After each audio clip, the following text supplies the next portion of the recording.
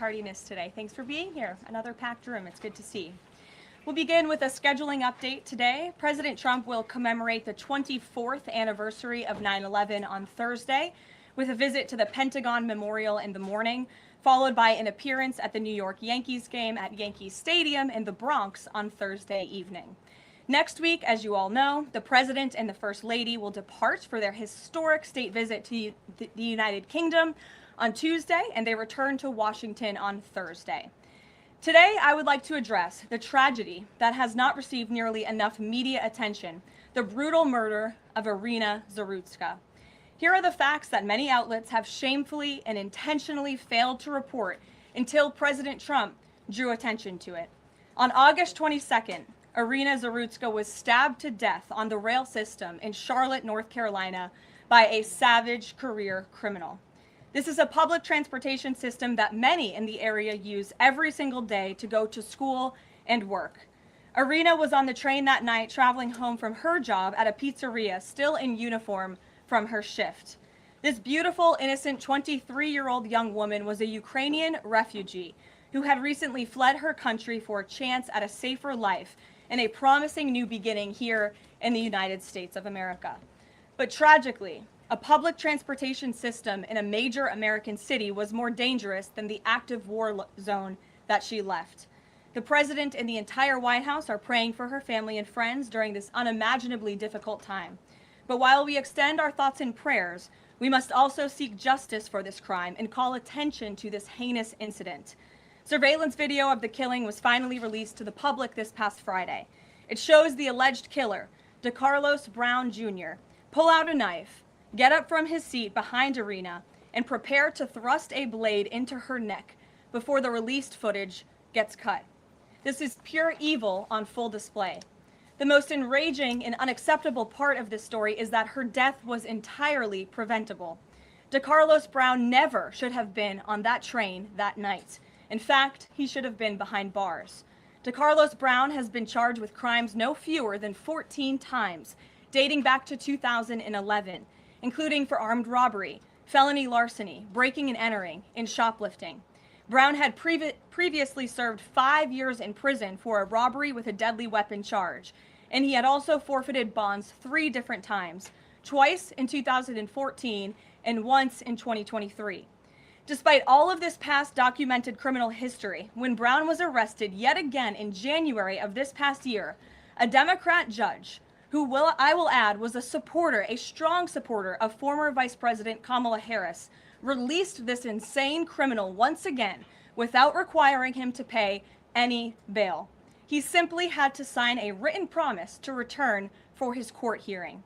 Think about how crazy it is to ask a career criminal, someone who by definition repeatedly breaks the law, to just sign a written promise and come back again another day. This is madness. This monster should have been locked up, and Irina should still be alive. But Democrat politicians, liberal judges, and weak prosecutors would rather virtue signal than lock up criminals and protect their communities.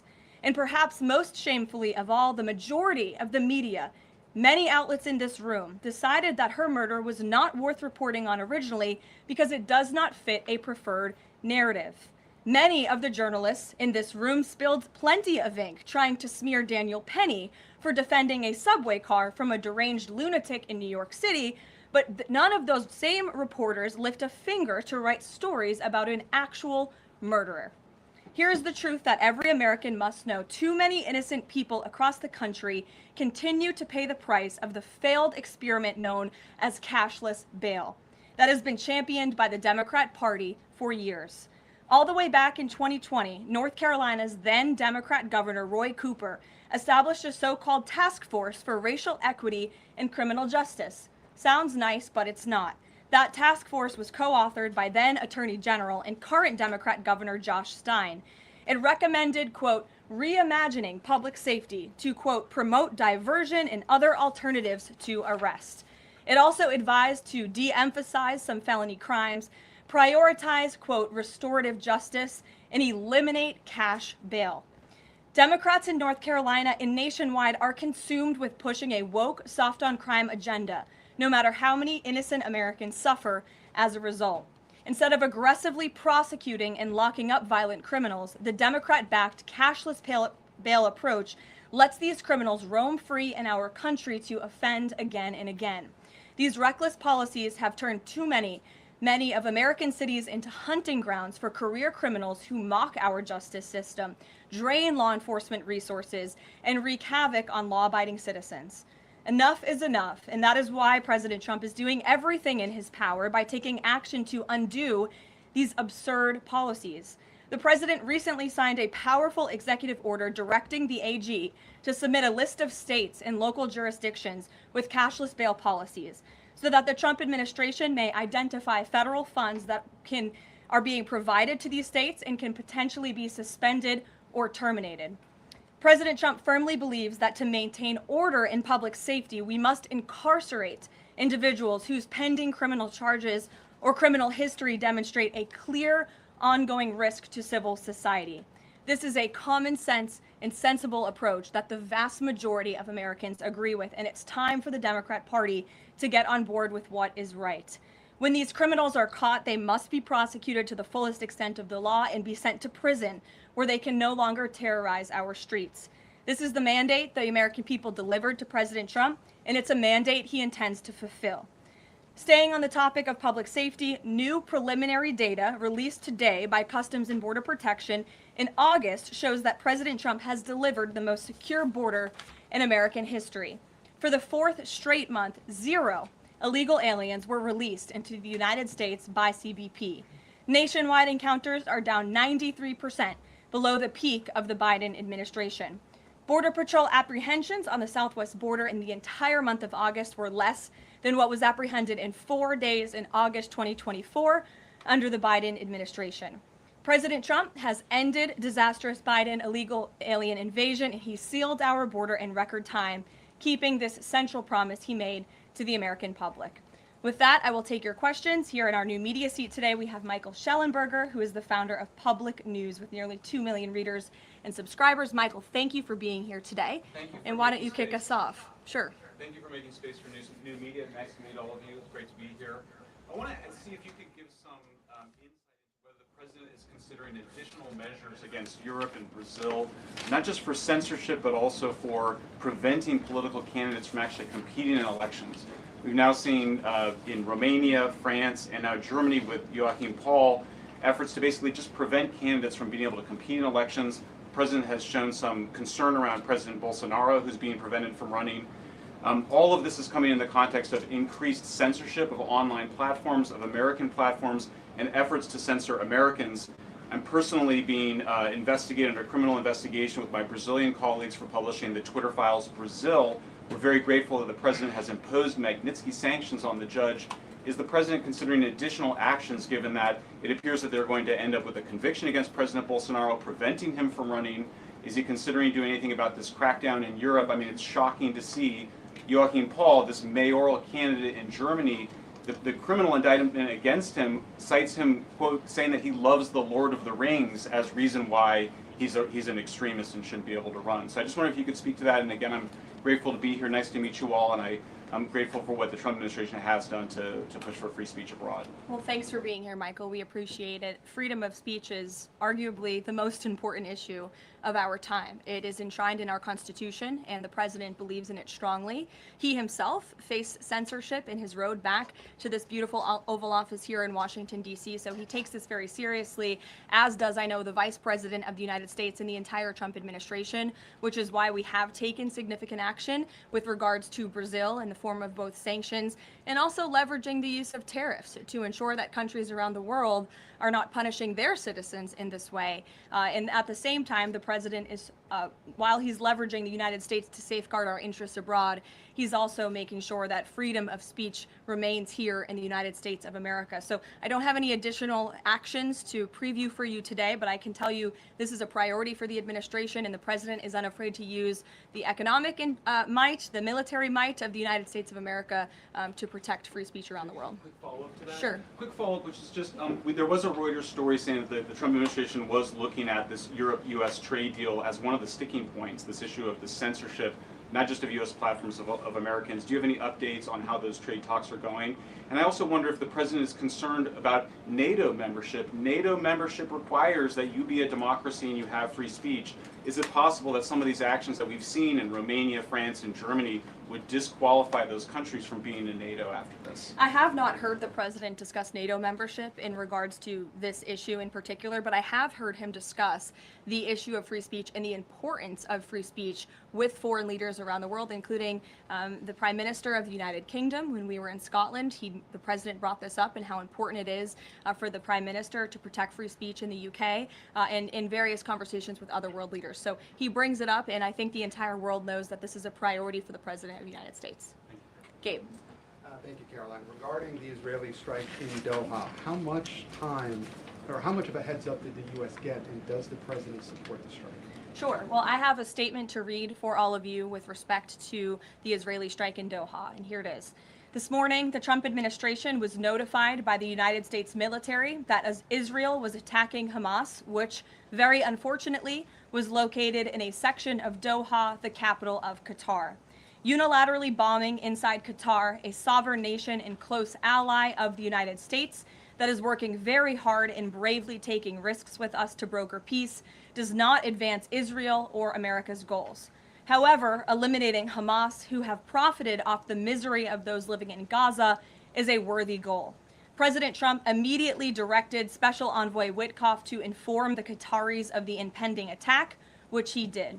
The president views Qatar as a strong ally and friend of the United States and feels very badly about the location of this attack. President Trump wants all of the hostages in Gaza and the bodies of the dead released, and this war to end now. President Trump also spoke to Prime Minister Netanyahu after the attack. The Prime Minister told President Trump that he wants to make peace, and quickly. President Trump believes this unfortunate incident could serve as an opportunity for peace. The president also spoke to the Emir and Prime Minister of Qatar and thanked them for their support and friendship to our country. He assured them that such a thing will not happen again on their soil. To be clear, the president disagrees with the location of the strike, and did he pass that along to Prime Minister Netanyahu? The president just confirmed that in the statement that I just read to you, which I spoke with him about before coming out here. Caroline, Jackie. Thank you, Caroline. So is the president upset with Netanyahu now? The president made his thoughts and concerns about this very clear, and he spoke again both to Prime Minister Netanyahu and also the Emir and the Prime Minister of Qatar after this attack. And the president has always made it very clear that he wants peace in the Middle East, just like he sought that and accomplished that in his first term. He expects all of our allies and friends in the region, that includes both Qatar and Israel, to seek peace as well. And he wants to see that happen, and he's working with all of our allies in the region to get that done. Are there any consequences, so to speak, for Netanyahu doing this, as it sounds, against the president's wishes, or at least his belief that it was appropriate?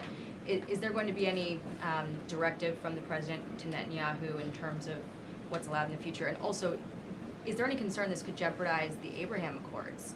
Look, that's a decision only the president can make. With respect to your first question, to answer your second question, as you heard from the president, he said he believes that this can serve as an opportunity for peace, and he's still actively and aggressively pursuing it with all of our allies and partners in the region. Jennifer. Just to follow up on that, Caroline, are you able to say how often the president spoke to the Prime Minister of Israel before this? Because that's one question. And then what did he mean on Sunday when he posted, "I've given my last warning to Hamas," etc.?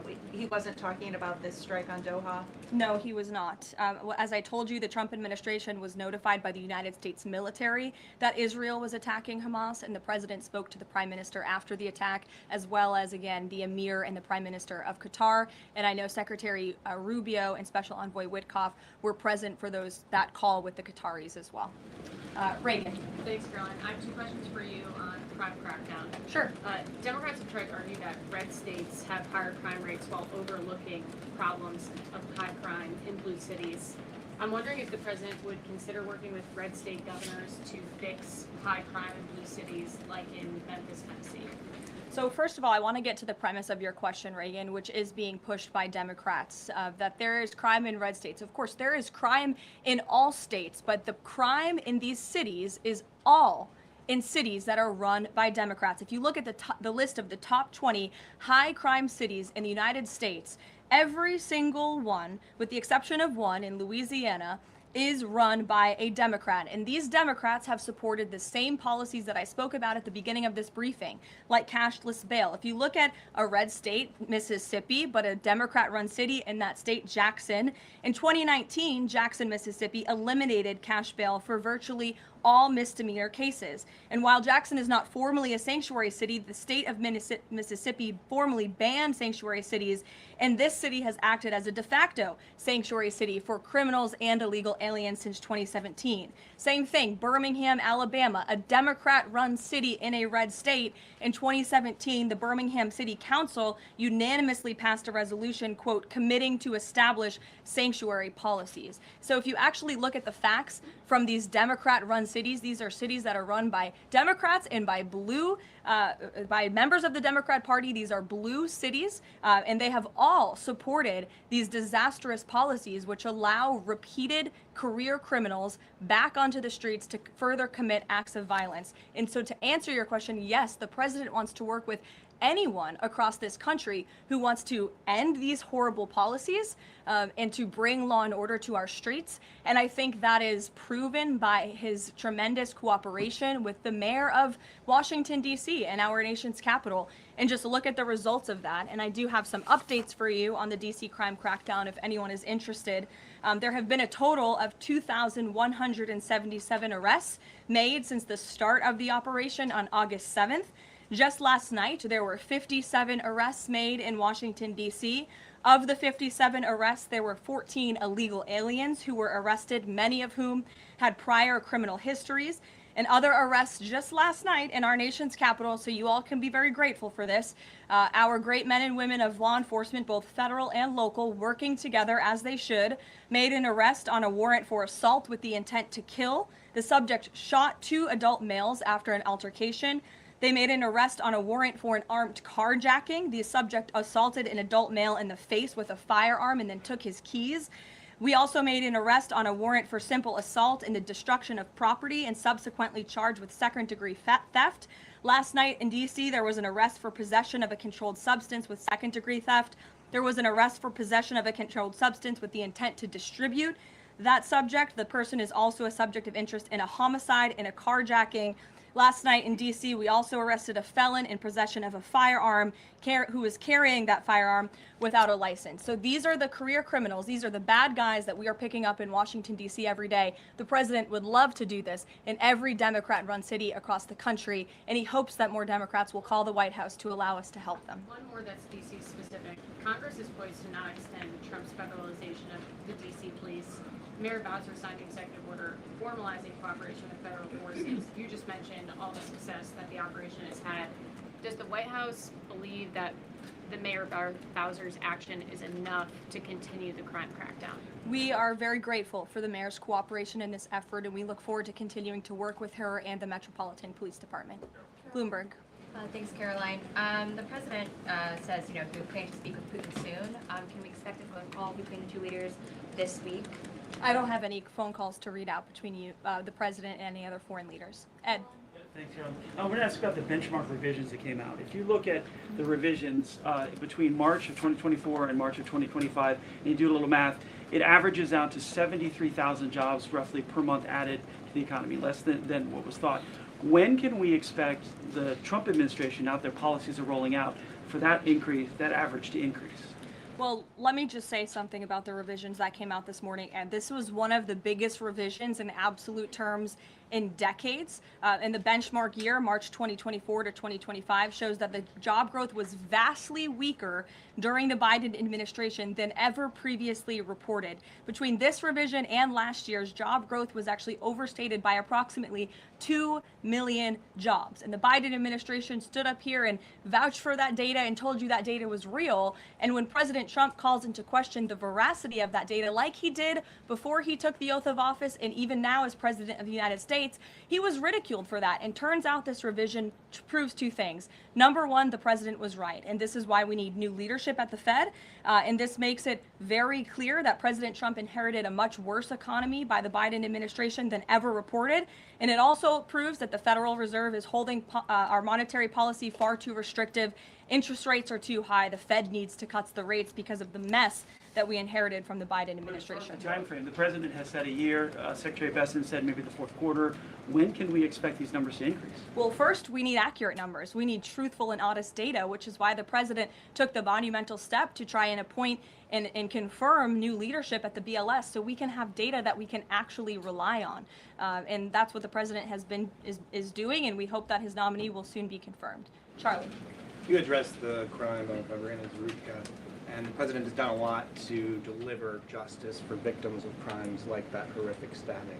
And the Epstein files are back in the news because a lot of Americans feel that that Jeffrey Epstein's victims never got justice. Does the president care about these victims? Do you think he can does he want to deliver more justice for them, and is he willing to meet with them?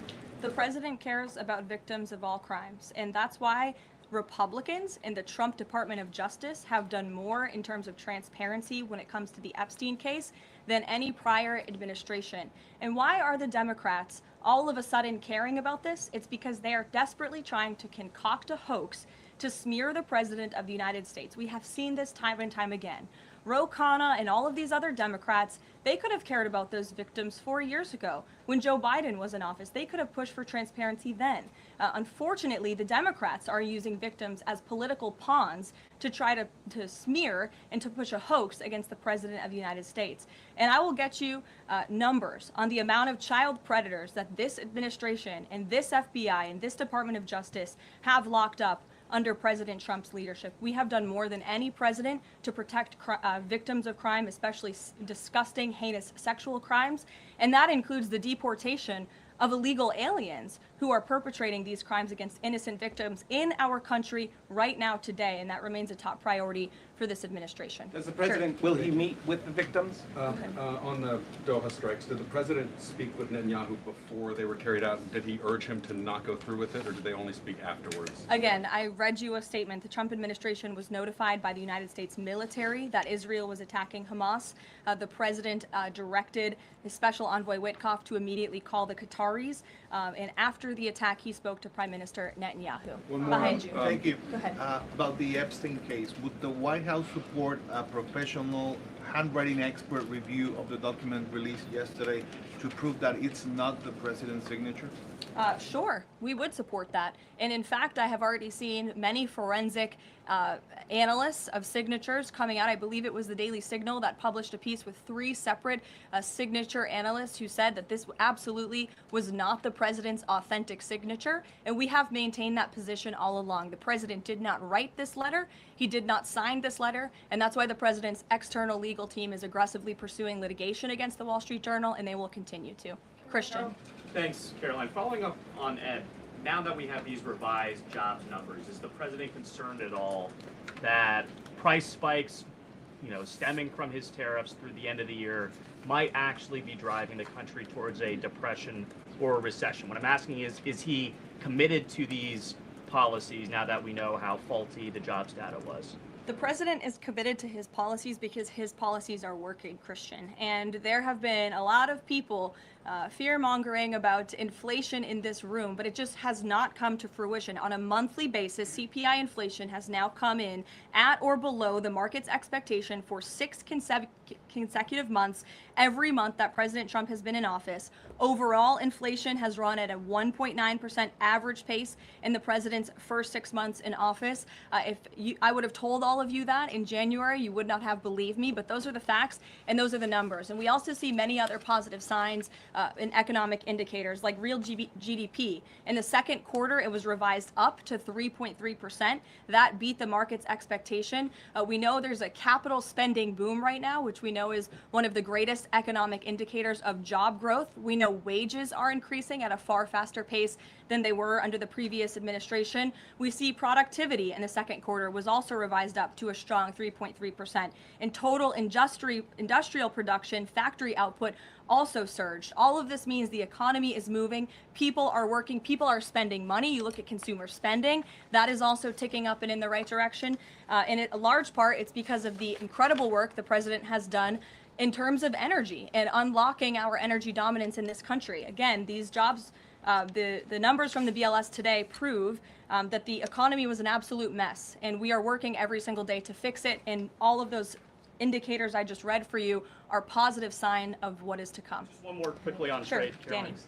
Caroline. Just wanted to get a bit of clarity on the sequence of events for the Doha attack and the notification. You said that the U.S. military notified, if I got it right, the Trump administration was notified by the U.S. military. That's right. Was the U.S. military notified by the Israeli military, or did the U.S. military detect an incoming Israeli attack on Qatar? The U.S. military notified the White House and the President of the United States. That's all I have to share for you on that, Danny. Thank you. Jeff. Also following up, you said that the president assured the leaders in Qatar that this would never happen again. Did he say that to the Prime Minister of Israel, and did Prime Minister Netanyahu agree to that? The president told that to the emir and the prime minister of Qatar, and the president also overstressed the importance of peace in the region in his conversation with Prime Minister Netanyahu as well. And Prime Minister Netanyahu told President Trump he wants peace and he wants it quickly. That's what the president expects to happen. The president is very clear in the statement that he just had me read, and you will all see it out on Truth Social very shortly, I am sure. The whole world will see it. He wants all of the hostages released out of Gaza, and he wants this war to end. Those are two clear directives that the president is making very clear for the entire world to understand. Mary. But Qatar obviously has been helping to negotiate these ceasefire talks. Does the president think that Israel is undermining negotiations by striking Qatar? Is he concerned that Qatar's no longer going to want to play that intermediary role? I think the president addressed that in the statement. I can read the whole thing for you again. I think it's very thorough because the president wanted to address all of your questions. We wrote, unilaterally bombing inside Qatar, a sovereign nation and close ally of the United States that is working very hard and bravely taking risks with us to broker peace, does not advance Israel or America's goals. However, eliminating Hamas, who have profited off the misery of those living in Gaza, is a worthy goal. So he answered that question And to be clear, himself. you can't say that Israel informed the U.S. What I can tell you is the United States military informed the Trump administration. Ouija. Thank you. A quick follow on that. Can you tell us when the U.S. military was notified, given that the largest U.S. military base is in Doha? And then I have a question on D.C. crime. This morning, just before the attack, as I said earlier as well.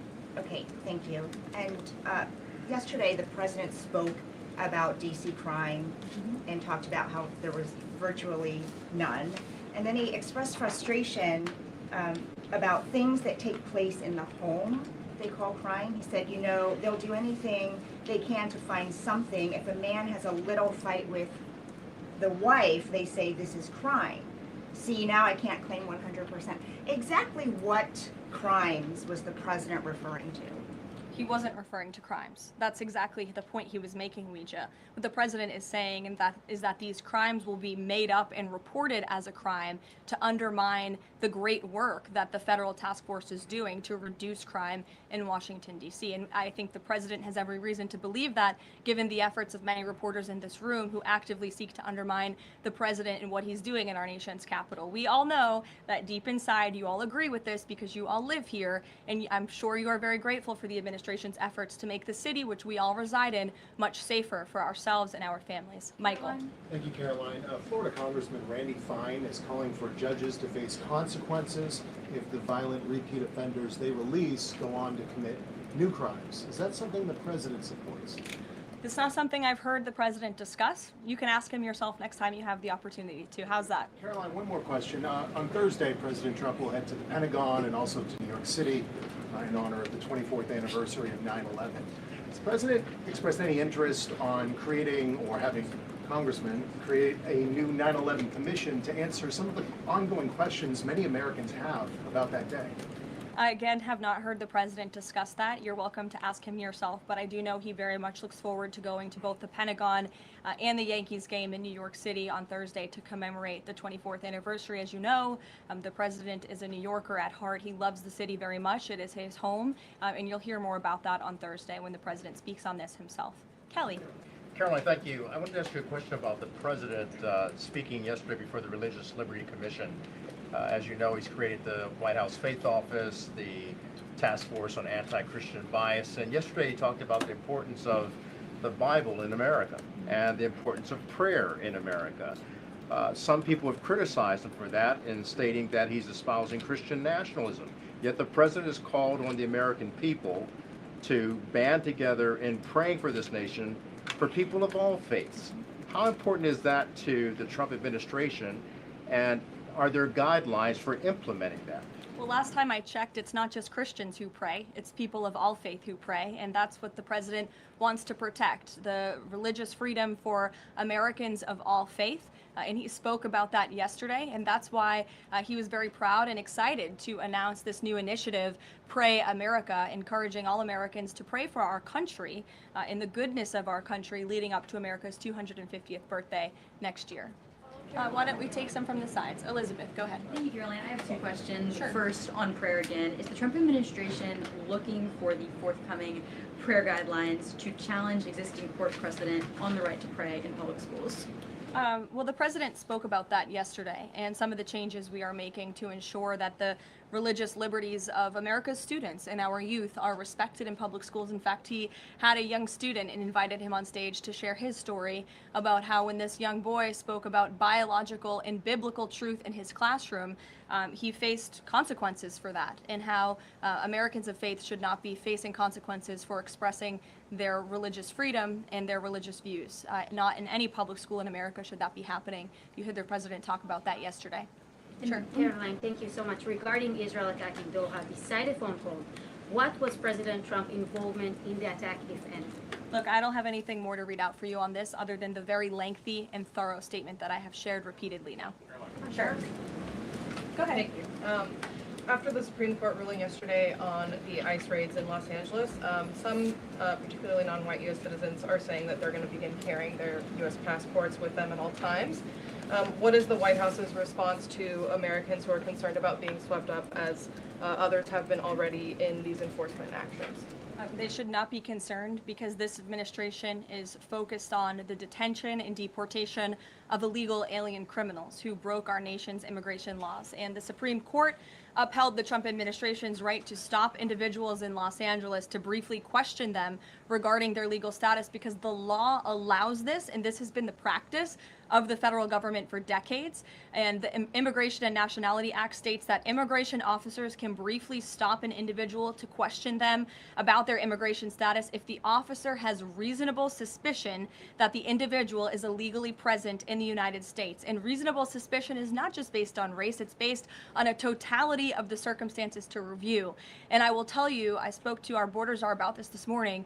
When ICE goes out to conduct a targeted operation to deport illegal criminals from our community, they are doing so with intelligence, they are doing so with law enforcement sources, they are doing so in most cases with the backing of local law enforcement who know exactly where these illegal alien criminals and drug traffickers and drug dealers are hiding in plain sight in American communities. And the men and women of ICE are doing everything they can to not only follow the law, but to enforce the law. And it's about time that has happened because we had 4 years of an administration who completely ignored and evaded our nation's very clear immigration laws, and the Supreme Court has reaffirmed that. Thanks, Caroline. One of the other documents released by the House Oversight Committee contained a photo of Jeffrey Epstein holding an oversized check that was made out to him in the check from the president for $22,000 for a fully depreciated woman. I wondered if the president has any recollection of that, or what you guys make of that photo that was included in those documents. Did you see the signature on that check? It is not Donald Trump's signature. It is absolutely not. The president did not sign that check. But does he recognize the woman? Caroline, Thank you, Caroline. on the New York City election, Caroline. Well, Is he I'll considering? take both of you. Go ahead. So first, is the president considering offering Mayor Eric Adams a job? If so, why? And does he think Curtis Lee was a serious candidate for New York City mayor? Look, the president has made it quite clear he wants this race to move forward in New York City. He does not want a communist to be running New York City, but as for weighing in on other individual candidates, I'll leave that to the president to do himself. Caroline, and then following up on Reagan's question, you know, many of these highest crime cities in America, they're led by black mayors, including the three that you mentioned, Jackson, Memphis, Birmingham. So given that, what's your response to criticism from the left that Trump is targeting black mayors? Isn't he just trying to protect black people? The president is trying to protect all Americans from crime, and he wants to make all of our cities in America safe. And the fact is, the most dangerous cities in America are run by Democrats overwhelmingly. And according to the FBI crime statistics, 19 of the top 20 cities with the highest murder rate are run by Democrats. And these high crime Democrat-run cities are driving up the crime stats in otherwise safe red states. So of course he wants to address this problem. He's made that quite clear. You know, Mike Johnson, he came out and said that the president was an FBI informant. Do you know what he meant by that, if it's not true? I can affirm that is not true. I think the speaker was referring to the fact that President Trump kicked Jeffrey Epstein out of his Mar-a-Lago property for reasons the president has already discussed. John. Oh, thank you, Caroline. First of all, as a Washington, D.C. resident with my family, I just want to thank the administration for revitalizing safety here. In the last 3 weeks, it's been stunning. Well, I want to go to Virginia. All of a sudden, out of the blue, Winsome Sears has closed the gap on Abigail Spanberger. Got 4 issues. Coerced abortions in Fairfax County without telling mom or dad, no parents, girls going in boys' bathrooms on film, right? 2 of the young fellows get suspended for complaining about it. Virginia Beach man, an innocent man, is now died in a car crash by a drunk illegal going on the other side of the road, and now you got Spanberger's got these racist signs. When are we going to get the president to make an official endorsement of Winsome Sears and maybe come and campaign in Southwest Virginia? Well, as you know, I'm very limited in what I can talk about when it comes to political endorsements in future elections from this government podium. But all of the issues that you just mentioned, I know are very important to the president, and it's quite common sense. It's the foundation of the Republican Party, and it's what sent this president back to the Oval Office. We want to keep men out of women's sports and bathrooms. We want criminals to be locked up. The president wants to see law and order in every state across the country. But as for political endorsements, I'll leave that to him and his political advisors to make those. Sure. Haley. Thanks, Caroline. I have 2 questions for you, if it's okay. One on Doha and one on immigration and crime. Sure. On Doha, ahead of the strike we saw today, did the administration at any point try to dissuade the Israelis from the potential for an action like we saw today? Again, I have answered questions repeatedly on this. I have a very lengthy statement which we will release after this briefing for all of you to read and to report on once again. Okay, and then on a case in Maryland, the killing of Dakara Thompson, there are reports that the suspect arrested for her murder was in the country illegally and arrested and released for driving under the influence both in 2022 and in April of this year by U.S. Park Police. Is the administration looking into what process allowed this to take place? Yes, we absolutely are. As soon as we saw this case, we ensured that the Department of Homeland Security and the Department of Justice were on it, and I can assure you that they are. This is another heinous act of violence against someone who should have never been in our country illegally in the first place, and that's exactly why the deportation of illegal criminals from our country is a top priority for this administration, and it's something that is happening every single day. And I would encourage all of you to continue to report on the very violent illegal alien criminals that we are deporting daily from American communities across the country. We will never understand how many lives have been saved by these efforts, or how many lives would have been lost if not for this president and the administration's policy to deport illegal criminal aliens. And Harris? Thanks, Caroline. Follow up on Charlie's question. Will the president meet with the Jeffrey Epstein victims? I don't have any meetings for you to read out on that. Go ahead. Thanks, Caroline. Is the Trump administration considering a ban on transgender Americans owning guns? Is that something the president would support, even as we've seen some gun groups oppose the idea of it? I saw reporting on this. I understand there were very preliminary, low-level discussions about this at the Department of Justice, and then sometimes those discussions are reported as fact. I'm not tracking any potential actions on this front, and I'll let the president weigh in on that. It's a policy decision, and it's far too early or would be premature, inappropriate for me to weigh in on it at this point in time. Behind you. Go ahead. After the immigration raid at the plant in Georgia on Friday, the president said over the weekend that he's open to some kind of changes in perhaps rules or visa rules or law that would prevent something like that happening in the future for skilled workers to train American workers. That's right. Can you confirm that and that the administration supports those changes, and what exactly would that look like? Well, the president said it himself in a statement that he put out on Sunday night, where he is very grateful for foreign companies from around the world and the investments that they are making right here in the United States of America. And he understands that these companies want to bring their highly skilled and trained workers with them, especially when they're creating very niche products like chips, or in this case in Georgia, like batteries. But the president also expects these foreign companies to hire American workers, and for these foreign workers and American workers to work together to train and to teach one another. And so he expects these foreign companies to hire American labor. We want Americans to have these jobs. Americans need these jobs, but he also understands the need for these companies to bring over their workers who already have these skills. So I think it's a very what those changes might be? I think it's a very nuanced and responsible and sensible approach for the president to take. And I know that the Department of Homeland Security and the Department of Commerce are working on this matter together. I would defer you to them for any further action on this front. Caroline, thank you. Just, I want to follow up on something you said. You said the Epstein documents are a hoax that Democrats are perpetrating against the president. You said he didn't sign that check, that he didn't sign the birthday card that he allegedly signed. So what is the theory, since these documents came from the Epstein estate? Who is, I guess, in your view, faking these documents? I did not say the documents are a hoax. I said the entire narrative surrounding Jeffrey Epstein right now that is absorbing many of the liberal cable channels on television is a hoax that is being perpetuated by opportunistic Democrats like Ro Khanna and the others whom you saw on that press conference outside of Capitol Hill, who are trying to push this hoax against the President of the United States. What exactly is the hoax? I'm just trying to understand what's fake. What's fake is not the The documents. hoax then? is the Democrats pretending to care about victims of crime when they do not care about victims of crime, when they have done nothing to solve crimes, when they have done nothing to lock up child pedophiles and child rapists across the country, and when they are now using victims as political props to try and, again, smear the President of the United States and drag on this bad story about him. It is a distraction. The Democrats view this story as nothing more than an attempt to distract from the accomplishments and the achievements of this administration.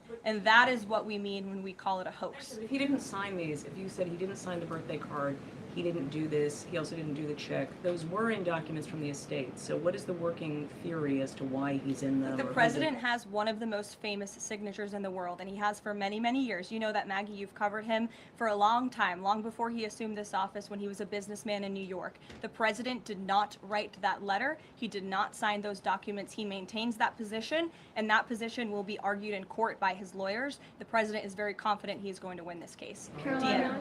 Thank you. Is the president planning to meet with Eric Adams in New York, maybe at the Yankees game? And has he personally talked to him about the race? I am not tracking any meeting with Mayor Adams at this time, but if that happens, I'm sure the New York Post will be one of the first people to know about it. I'll take a couple more questions. Why don't we go to the back? Tom Dempsey with News Nation. Regarding the growing U.S. military News presence, Nation, all the way in the back.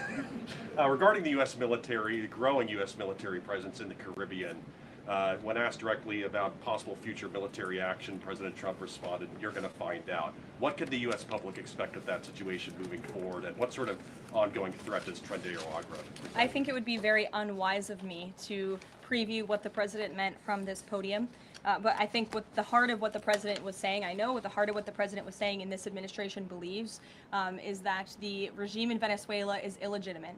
And it is unacceptable to this president and this administration to traffic illegal, deadly drugs into the United States of America. And that's why the president and the administration took very strong action against a boat and 11 narco-terrorists in international waters, as you all saw. I think that sends a very strong message to drug traffickers around the world. The president will not tolerate it, and the amount of drugs on that boat represents the lives of thousands of Americans that could have been killed by that deadly poison, and we're not going to allow that deadly poison to come into our country. The president will be signing a proclamation in the Oval Office later this afternoon, and we will see you all later. Thank you. Thank you. Yeah.